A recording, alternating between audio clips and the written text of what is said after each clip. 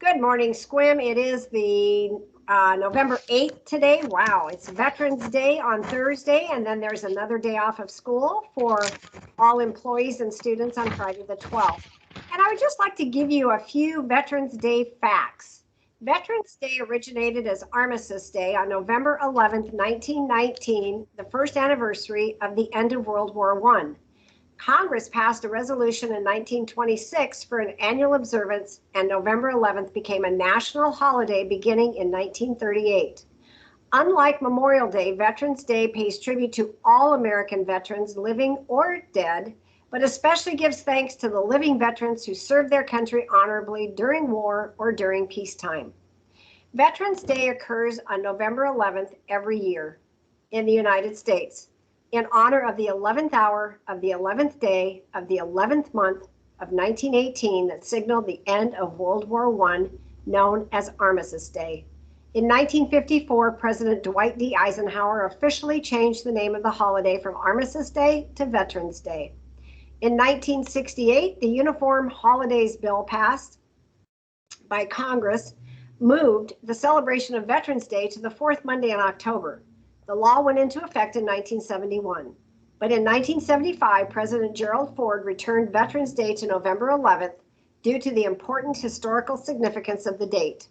Veterans Day commemorates veterans of all wars. And we just want to say, on behalf of the Sequim School District, thank you to all of our veterans who are currently serving or who have served, and all of your family and friends that are or were veterans. We honor all of you. Thank you. And now I will pass it over to Sonia Bittner, our registered nurse, who will talk to us about a COVID update. Good morning. Thank you, Dr. Prine. So the county is listing our current cases as 291, and once upon a time that would have seemed high to us, but happily it's moving in the right direction. Dr. Berry does have concerns, though, for a sixth wave. And of course, our holiday gatherings are the concern for that. The close gatherings inside is the mix that she's most worried about. Additionally, there's a new variant. It's called the Delta Plus variant, which is actually a variant of the Delta variant, if you got all that. And this is what we will find with COVID, is that over time, we have sort of additional changes to the virus. Right now, though, that is being tracked and mostly is only being seen in the UK. What I'm seeing in our school community is that families do seem to be delaying testing longer and delaying their notification, therefore also to the school environment, to the school. And in this environment, it is my job to contact trace. School nurses are now tasked with finding out who are close contacts and taking care of all the illness logs, which is complicating my job a little bit. So I would please ask parents, especially through the holiday season, to remain vigilant and to go ahead and test their students who have symptoms of COVID, and not to delay in notifying the school, COVID Central, of any COVID-based concerns. And COVID Central is at 360-582-3433. They start at 9 o'clock, so sometimes there's a delay in them returning the call to you, but they will get back to you before half day is over. So even though it seems like my whole world these days is COVID, it is important that we look at other childhood vaccinations. Artis Mangano is the health systems manager who has spent her entire fall working on the state report that we have to turn in on all childhood vaccinations that are required for school attendance.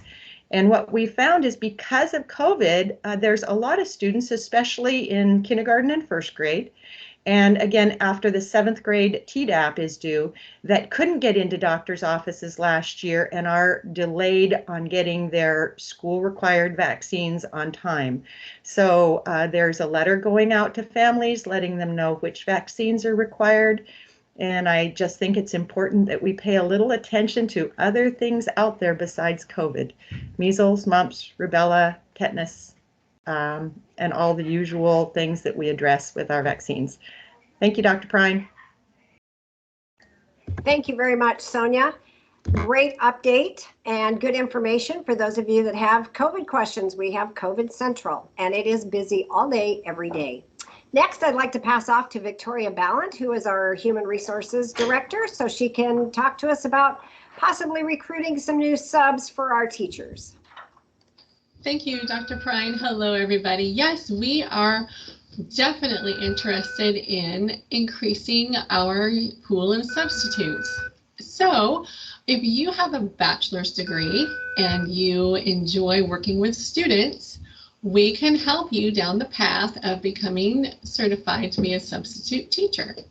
If you are interested, you can express your interest by clicking on the employment box of the homepage of our website. It will take you to the positions for which we are currently recruiting. You can click substitute teacher and put in your information there, and we will be in contact with you. Again, we are happy to partner with you in order to qualify you to be a substitute teacher. We're just looking for people who really enjoy working with students, who want to lift them up so they can be the best versions of themselves, and we would love to meet with you.